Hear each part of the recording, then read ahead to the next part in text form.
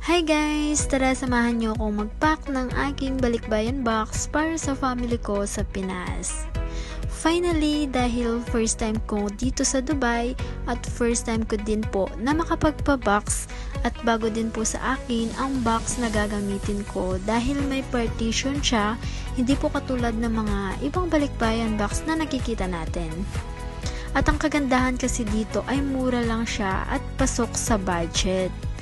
Bilang isang OFW, ito ang pinakamasarap na bagay na ginagawa natin. Aminin nyo! Sa totoo lang talaga guys, mahirap mag-ipon ng pag-box. Tsaka syempre magastos, ganon.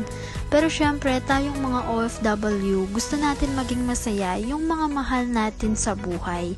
Lalo na sa ganitong paraan. Kaya lang namin naipon dahil sa mga sale na inaabangan namin dito.